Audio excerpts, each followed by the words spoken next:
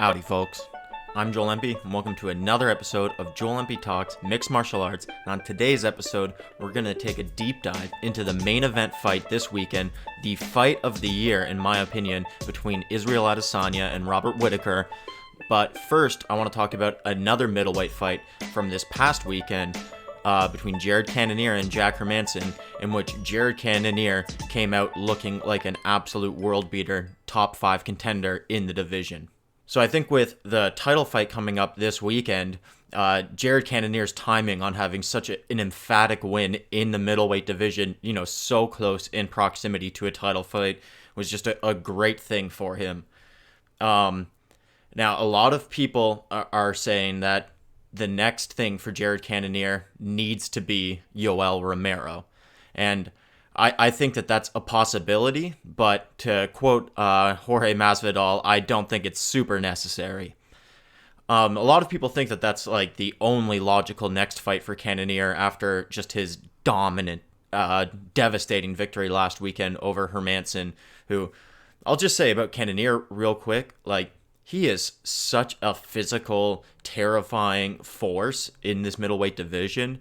His physicality, he's a former heavyweight who is now dropped all the way down to 185, and he is just shredded and terrifying. And Hermansson fought like he was terrified in that one. Not to try to call Hermansson out or anything, obviously he's a top contender in the UFC, so I'm not saying that, he was scared or anything, but he did fight a little bit, terrified. He was just sprinting for that takedown off the start of the fight, and as soon as Cannonier stopped that one takedown, it was just like, oh my god, no, this is gonna be ugly. I think I audibly went yikes as soon as Cannonier stopped that first takedown of Hermansson's. And then Cannonier, it's his ability to just walk forward and just be scary and throw big bombs and finish, have incredible finishing instincts, kind of remind me of when Anthony Johnson came back to the UFC as a light heavyweight and was just steamrolling everybody and just was such a terrifying presence. That's kind of where Cannonier's at right now. So to get back to next fight for Cannonier, it is nice that he's so close to this main event here between Whittaker and Adesanya, which is coming up this weekend. But the winner of that fight is already determined to defend their belt against Paulo Costa. So Cannonier is going to have to sit out one set of title fights, which means that he's going to have to get one more win before he wants to challenge for the middleweight title. And a lot of people are saying Yoel Romero for that. Yoel Romero is the guy that Costa had to beat to get his title shot recently. But I have another idea that I think could be more interesting than Yoel Romero, and that would be, this is a circumstantial one, but perhaps Kelvin Gastelum, if he could get a nice finish against Darren Till at MSG next month. I think Kelvin Gastelum, if he gets a TKO or, an exciting submission victory, any kind of emphatic victory, by stoppage, not by decision. And also, let's say if Adesanya TKOs Whittaker, then, Gastelum would have a claim that, hey, I went 5 rounds to the guy who's the current champion. And, then he would have a big win, over Darren Till on. And that's going to be in the co-main event of MSG, which is the Masvidal-Diaz show. That's going to be a big pay-per-view with a lot of eyes on it. So if Gastelum gets a big win there, and then he's got the claim that he's already fought the current champion, if Adesanya in this fictional scenario was the champion, to a tougher fight than Whittaker just did, then Gastelum would have some juice and a victory behind him. And I would always rather see in Cannonier's rise right now, sure, he could fight Yoel Romero, and if he beats Romero, then sure, you're in for a title shot. But Romero's such a dangerous fighter, and he's coming off of 2 losses now in a row. He's lost 3 of his last 4. So he's that gatekeeper for title shots, but he's a losing fighter right now. I would rather, not that I want to see Romero go far back in the rankings, but I'd rather see him fight a little bit lower down, not fighting like the next number one contender for his very next fight. Because let's say even if Romero wins against Cannonier, then Romero's not going to be able to, he's on a 2-fight losing streak before that. He probably isn't going to get the title shot. So it's like a number one contender just for Jared Cannonier type of a number one contender fight if he fights Romero. If he fights Gastelum, who, could have a good head of steam on him, even if, even if Whitaker were to win over Adesanya, Gastelum has the history with Whitaker. So if Gastelum can get a big win at MSG next month, I think he's the big X factor right now in this like whole next contender after Paulo Costa. So this is like how the next 9 months to 12 months of the middleweight division could go down. Like the winner of Adesanya Whitaker taking on Paulo Costa, and then Jared Cannonier, Kelvin Gastelum, they're in the mix. Whoever loses in Adesanya Whitaker would be in the mix for like that next title shot as well. I would even prefer to see that as like Cannonier's next fight, the loser of Whitaker Adesanya. Like that would be a better fight in my opinion. The guy who just lost the title shot or the Gastelum fight, I would honestly prefer to see than the Yoel Romero fight. Although even though the Yoel Romero fight, I just don't think it's super necessary. Like all of the, the general MMA media and a lot of fans I've been hearing since the Cannonier win last weekend are saying. I just think that Cannonier versus Gastelum, if Gastelum has that head of steam, makes more sense. Or Cannonier versus the loser of the Whitaker Adesanya fight would make more sense as like a true next number one contenders fight. Because I feel like if it's Romero and Cannonier, then it's like a number one contender fight for Cannonier, but not for Romero. And you'd rather see it a situation where it's like a true number one contender fight, where the guy who wins this is the next one up for the belt they've got next.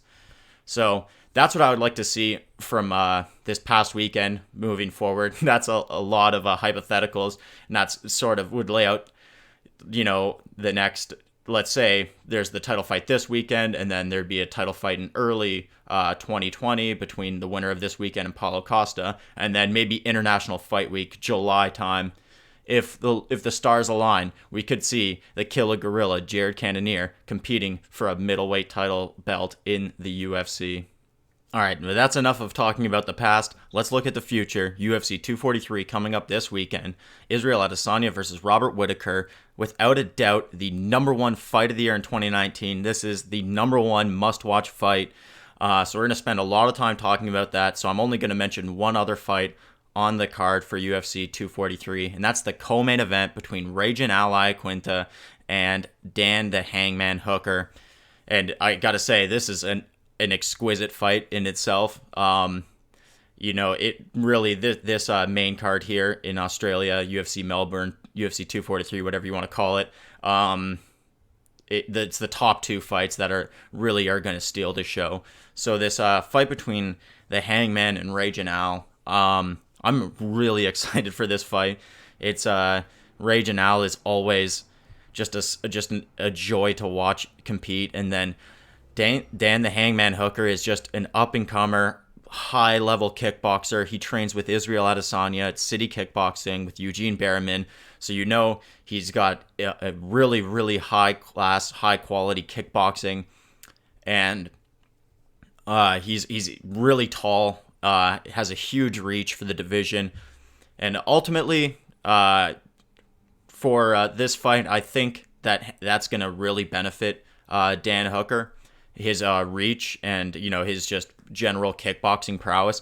Al's really good with his hands, and, he's a quality fighter on his feet. But if you just look back a few months at UFC Ottawa, I believe it was in June. Shout out to Ottawa, that's where I'm from. You saw Cowboy just really use his reach, which was only a 72-inch reach, which is only 2 inches more than Al's. He was really able to use his reach and use his height to land his jab, land his leg kick, stay on the outside, and effectively kickbox Al for 5 rounds. Now, Al was able to get inside and land some big power shots, so Al's always dangerous like that. But Dan Hooker has even longer reach. He has a 75-inch reach at a 6-foot height. So he's got just a freakish reach. That's a 6'3" reach at 6 feet tall. So he's got a very freakish reach. He's very dynamic with his striking as well. He can throw leg kicks. He throws his jabs. He can stance switch a little bit. Big power, as well as immense accuracy. And you just have to know that Cowboy Cerrone, with a similar body type, was able to execute such a pristine kickboxing heavy game plan against Al Iaquinta. And you have to know that Dan Hooker, his camp is just so good with the kickboxing and so intelligent in general that they have to have been able to look at that game plan and be able to feel pretty confident that they can put together a similar sort of game plan and a similar result. Now, an X factor in this is Al definitely has very underrated grappling. Like we saw, obviously, he didn't hold his own against Khabib, but he grappled better than anybody who's ever thought Khabib was able to grapple. He trains with Matt Serra, so his jiu-jitsu is very high level. And so his grappling in general is just underrated. And, Dan Hooker is just very primarily a striker and is looking to kickbox. So that's a bit of an X factor, is if Al really goes in there and tries to execute a grapple-heavy game plan, press him up against the fence, dominate, cage time, just positionally, and get his takedowns where he can and just try to grind out a fight against Dan. That could be an X factor in favor of Raging Al, but I think if this is just contested as a kickboxing match, similar to that Cowboy fight recently, that really favors Dan Hooker. So I'm going with Hooker in this one, but I wouldn't be surprised if Al was able to grind out a decision. It's going to be a hell of a fight. Great co-main event. All right, guys. Now let's talk about the main event of the evening: Israel Adesanya versus Robert Whittaker. And I've been saying for weeks now, for months now, I would say, ever since this fight was booked, that this is the biggest fight of 2019.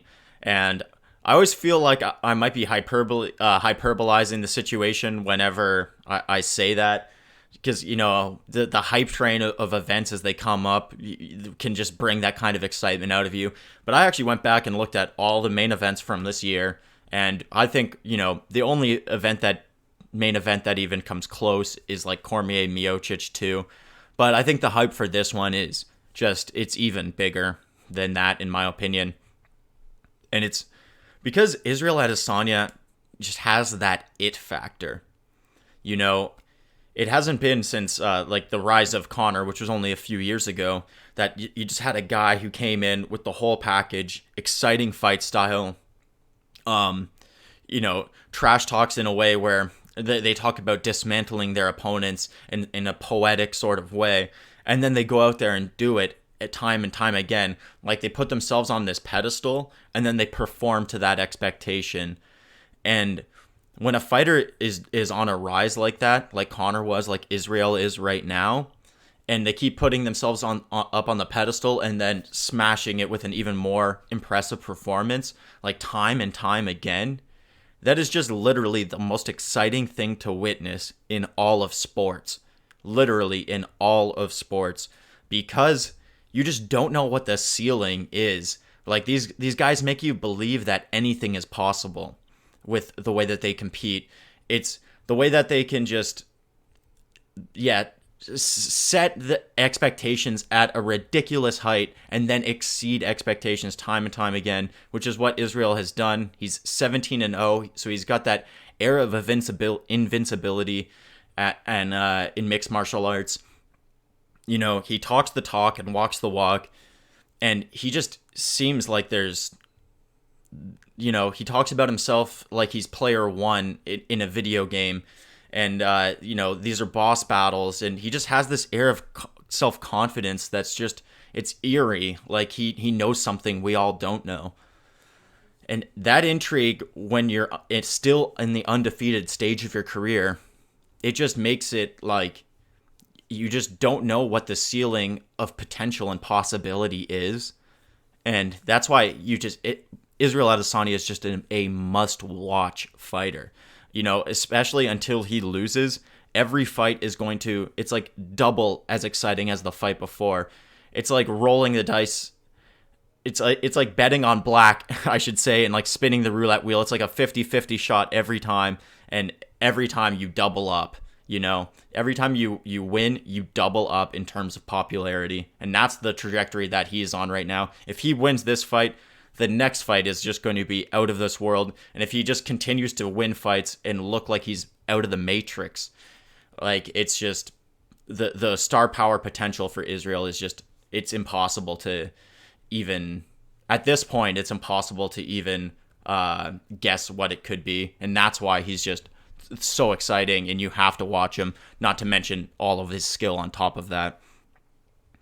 And then Robert Whittaker, all of that on Israel Adesanya, and Robert Whittaker's the real champ, He's been the champ for a couple of years now, and he's only 28 years old. So he's like a young, like, prodigy. That's what people don't give him enough credit for, being so talented, so young, because he didn't talk any trash. He had to win, he had to beat, the next top contender after the next top contender. He had to go through Hell's Kitchen to get to his title shot, and then he had to fight Yoel Romero there, and had to fight him again after that. So Whittaker is only 28 now, and he's already been through the fire like crazy. And yeah, I just feel like he doesn't get the credit for how talented he was at such a young age. Most people don't hit their prime in MMA until they're in their 30s. And there's no reason to believe that Whittaker isn't the same. At only 28 years old right now, it's very possible that he's gotten immensely better between his most recent fight, which was a long time ago, until now. He's only had 2 fights in his last 27 months going into this fight, and they're both against Yoel Romero. So that's the X factor with Robert Whittaker, is who knows how good he is, if he's going to be a much better, much improved version of himself, which I think he probably will be, because he's so young and has had so much time to work. Or, people speculate, is he going to be like a ring rusty, not as talented version of himself, not his best version, which is also a definite possibility. So just on like a storylines perspective, this fight is just out of this world. And then let's just break down the skill sets of these guys a little bit. So I talked about Israel first before. I'll talk about Whittaker first now. Robert Whittaker, you heard the comparison, or at least I did. If you follow MMA media pretty closely, you probably heard this as well. Last week there was the comparison that Whittaker's coach threw out there, that he thinks Whittaker is like the new version of George St. Pierre. And when I heard that, I thought that was maybe a little bit of coach inflating his guy type of talk. Maybe it was a little bit of hyperbole. I didn't think it was necessarily accurate, because I probably consider George St. Pierre to be the GOAT of MMA. So anytime you hear somebody compare somebody to George, I'm always a little skeptical, right away. Get the skeptical hippo eyes and, But then I looked into Whittaker's resume, and I started hearing, people like Luke Thomas talk about his wrestling credentials from the last couple of years. And you look into it, and you realize, like, damn, Whittaker's last 3 opponents have been Jacare, Romero, and in the last 4 years, Robert Whittaker has really developed his wrestling, like, to the point where he was actually able to represent Australia in the Commonwealth Games in 2018 for his weight class in wrestling. He ultimately couldn't compete because the UFC wouldn't allow him to, because they wanted him to defend the belt. But he never wrestled his entire life, similar to George St. Pierre. He didn't wrestle growing up. And then he was able to develop his wrestling to a level where he could compete in international competition. Like George St. Pierre didn't wrestle his whole life growing up. He was a traditional martial artist, and then he somehow developed his wrestling into being able to take down guys like Josh Koscheck, who are, Div 1 superstars in wrestling.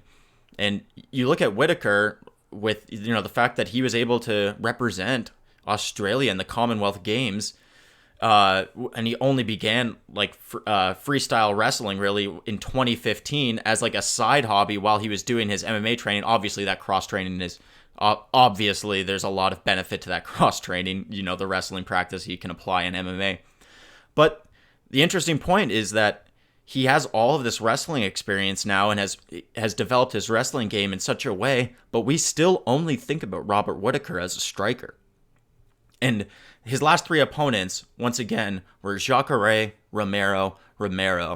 That's dating back to the last 2.5 years. Those are the only 3 people that he's fought. And his wrestling has come so far, in the last few years, that, you have to think that he wouldn't have been able to use his wrestling on Jacare, really, because obviously Jacare is a world-class jiu-jitsu guy, one of the best jiu-jitsu practitioners in the sport. So Whittaker had an immense advantage there, so on the feet, so he just kept the fight on the feet. And then against Romero, Romero's a silver medalist in the Olympics for wrestling, so it makes sense that Whittaker wasn't really using his wrestling too offensively there. Although his takedown defense against Romero in those 10 rounds against him, when Romero is an Olympic silver medalist, that kind of shows you a little bit about how good Whittaker's wrestling game is now. So that's a super interesting X factor in wrinkle in Robert Whittaker's game, is just the fact that he has high-level wrestling. That's 100% for sure. Just to be able to get the opportunity to represent Australia in the Commonwealth Games proves that. But he just hasn't had the opponent to show it against. And Israel Adesanya, being a true specialist in mixed martial arts, true kickboxing specialist in the sport of mixed martial arts, who better to try to use your wrestling against? This is a perfect opportunity for Whittaker to pull out a bunch of new tricks, show a whole new side of his game that he's highly developed that he hasn't shown yet in the UFC. And then you combine that with Whittaker's just his ability to throw really hard power shots. He can blitz in, cut an angle, and hit you with a big power shot. And you have to think, Whittaker proved through 10 rounds with Yoel Romero that he has cardio, he's got heart, he's got a chin, unquestionably, that are just pure granite. You can't question any of those aspects of his game. So he's going to have, I would say he's got, a chin advantage over Adesanya. And I think that they're both going to have great cardio, but he's definitely got the knockout power advantage over Adesanya. So it makes me wonder, with Kelvin Gastelum being able to hit Adesanya cleanly in the first round and the fourth round, had him rocked in both of those rounds, what if Whittaker gets him rocked? I think Whittaker's top control and ability to bear over his opponents when he's throwing his ground and pound is, better than Gastelum's. His finishing instincts are better than Gastelum's. I would say his power is better than Gastelum's. His chin is going to be just as good as Gastelum's. So I just think that the wrestling game is an intriguing X factor for Whittaker, and just the fact that it's a 25-minute fight. Adesanya, in his UFC career, 2 out of 6 of his wins, only 2 out of his 6 wins, I should say, are by TKO. The other 4 are all by decision. So he's going to have the 25 minutes, in my estimation, to land his big shot. Whittaker is. So that's the really intriguing part of this matchup on the feet. Adesanya is going to be a little more clever. He's going to be able to, he should have an advantage sort of throughout the game on the feet. But Whittaker is going to have a full 25 minutes to land his big shot, which Gastelum was able to do 2 times. If he can land a big shot once, twice, 3 times, is he going to be able to spring on the opportunity and get the finish that Gastelum couldn't? That's going to be intriguing. The wrestling aspect is going to be intriguing to see if he busts that out. So that's what I think about the side of the fight from Robert Whittaker's perspective. Now let's look at Israel Adesanya's perspective. So the great thing about Israel Adesanya is that he doesn't just have the it factor outside the cage. He also has the it factor in spades inside the cage. And that's what really makes him super exciting. He fights out there like he's in the Matrix or in an anime or something. It's so cool to watch. And he can throw literally any strike. He can throw low kicks, mid kicks, head kicks, from either leg at any time, and he's just so good at consistently feinting with them, just showing you the different possibilities of techniques that he could throw at you. Like, when you're his opponent and you go in there to fight him, that every single technique is basically on the table in terms of what he can throw at you. So your mind is already going in there with just such a high number of possibilities that you have to be considering. And then he just relentlessly throws feints. Like, they talk about excessively how the key to his game is his feints. And if you go back and watch his fight against Gastelum, which was earlier this year, fight of the year 2019, in terms of entertaining fight after the fact, like award season type of time. I mean, this is the fight of the year, speculative, like stakes-wise. Anyways, I digress. It was, if you watch just the sheer amount of feints that he throws, it just freezes his opponent so much. And then the other really brilliant thing that he does is he doesn't just like he'll feint and make you defend something so something else is open, right? But he'll also do techniques where like he steps in to like throw let's say a right hand over the top, and he'll step in to do that, and you'll go to defend it. And then he just doesn't throw it right away. Like, he waits a half a beat. So you think, oh no, that was another feint. And you go to like defend something else. And then on that half beat, as soon as you start dropping your defense away from where you just positioned it, then he hits you. So his feint game works like not only just feinting a certain thing to make you defend somewhere so he can attack somewhere else, but also for when he enters on a certain angle, he'll show you an attack and then make you consider that, oh no, that attack's a feint, by waiting just a half a beat, and then he'll hit you with that attack that you first suspected. So he's just brilliant in his ways of finding open strikes, and his distance management, and his anti-wrestling has really come a long way. If you just watch his first fight in the UFC, he was fighting not a very high-level fighter, and he was doing very well in stopping the takedown, but you could see between then and where he was at when he just fought Gastelum, I mean, his takedown defense is very high level. So even if Robert Whittaker does try to use his takedowns offensively a lot, that's not like, well, Adesanya is not going to have any answer for that at all. He's going to have like some answers. He's very good with his takedown defense against the cage and things like that. But, that's just an interesting part of the game, that the grappling obviously massively favors Whittaker. It'll be interesting to see how it plays out if it does go to a grappling scenario at all. So ultimately, in this one, I think I'm leaning Whittaker in my head just a little bit. I think that, as I said, Adesanya's been knocked out in kickboxing before. Even though he's 17-0 in MMA, he has been knocked out before. Gastelum did rock him a couple of times in the previous fight, and Adesanya doesn't necessarily finish fights. He does win in dominant fashion, even if it does go to decision generally. Obviously, the Gastelum fight was a little back and forth, but with his propensity to going the distance, and then you're just giving Robert Whittaker 25 minutes of opportunity, and all he really has to do. I just don't know if Adesanya's chin, like how truly good it is. Like if Whittaker can just clip him really, really good one time in a 25 minutes worth of opportunity, because Adesanya loves to strike. So in Adesanya's world, you've got 25 minutes of opportunity to land your one big strike, and just do enough defensively to not get TKO'd by him. So ultimately, I am leaning Whitaker a little bit, but the thing that makes me super hesitant is just the X factor, the it factor, I should say, with Adesanya. You know, he just seems like he's got destiny behind him. Like, fate is on his side. And if you've been watching his rise the whole time, and you've been watching his interviews and performance after performance, you can feel this too.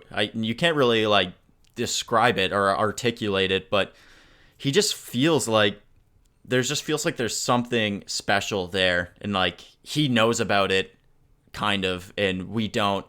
It's hard to describe, but he just feels like he has fate on his side. The destiny feels strong with this one. And you know, Whitaker is coming off the long layoff. You know, if Adesanya goes out there and embarrasses him, you know, you could attribute it to that and his it factor coming together at the same moment.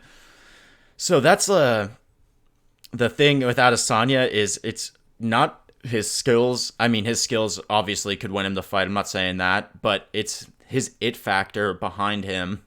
It just feels like the stars are aligning for this guy, and this is his destiny to become this champion and to, you know, be this entertaining beacon inside the sport of mixed martial arts that, you know, has unlimited potential. Because as I was saying earlier, until he loses, his potential is just unfathomably unlimited until you can see him lose, which is why he's the most exciting guy to watch in the sport right now, and why this is going to be the fight of the year 2019. All right, guys, so that does it for this episode of Joel Empey Talks Mixed Martial Arts, and I want to thank you for watching the video. Please comment below who you think is going to win, Adesanya versus Whitaker. Even let me know who you think in the Hooker and Iaquinta fight. Please like the video if you did enjoy it. Please subscribe to the channel. Go ahead and follow me on at Empey Talks on Twitter. It's right there. And until next time, cheers, friends.